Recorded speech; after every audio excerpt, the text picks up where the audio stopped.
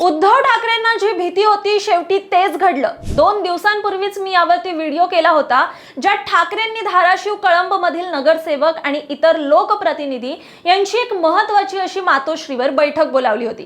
कारण शिंदेच्या पक्षात गेलेले ओमराजे निंबाळकर या सगळ्यांसोबत चर्चा करून आपल्याकडे करू पाहत होते। त्यामुळे उद्धव ठाकरेंच्या शिवसेनेसोबत नेमकं कोण उभं राहणार आणि ओमराजे निंबाळकर यांच्यासोबत कोण जाणार अशी चर्चा सुरू होती।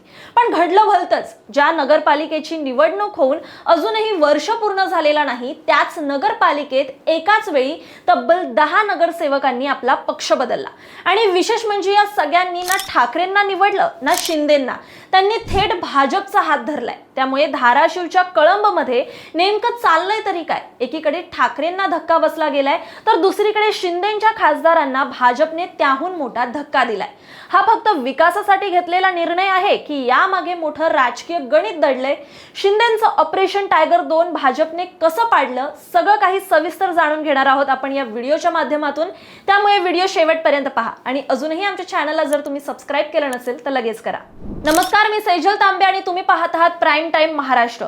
धाराशिव जिल्ह्यातील कळंब नगरपालिकेत झालेल्या या पक्षांतरामुळे स्थानिक राजकारणात मोठी खळबळ उडाली आहे।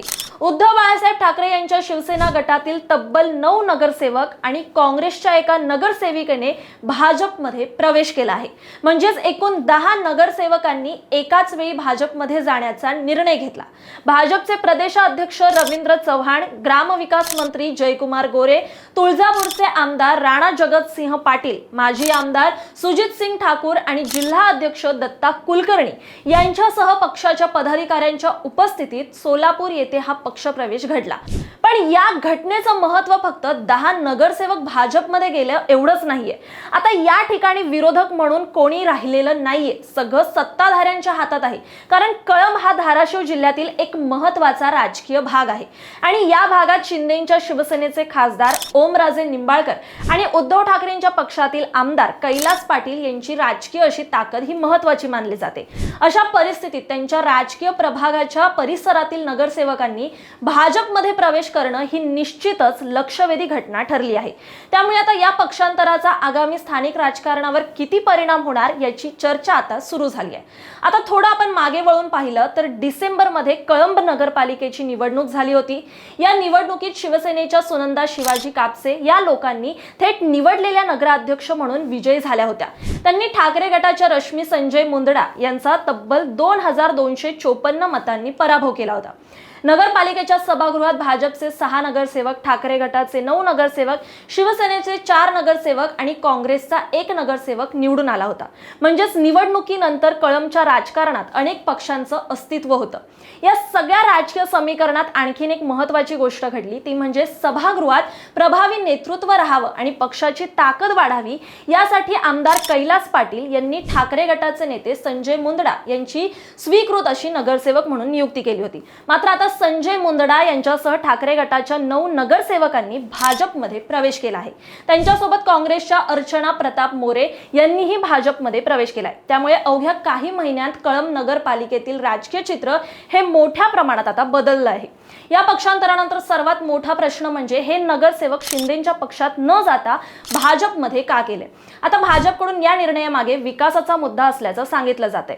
आमदार राणा जगतसिंह पाटील यांनीही याबाबत बोलताना हा कोणताही धक्का देण्यासाठी केलेला प्रकार नसून कळंब शहर आणि संपूर्ण धाराशिव जिल्ह्याच्या विकासासाठी झालेला एक निर्णय असल्याचं म्हटलंय। त्यांच्या म्हणण्यानुसार भाजपमध्ये आलेले अनेक नगरसेवक हे त्यांचे जुने सहकारी आहेत आणि त्यामुळे हा निर्णय राजकीय संघर्षापेक्षा विकासासाठी एकत्र येण्याचा भाग आहे।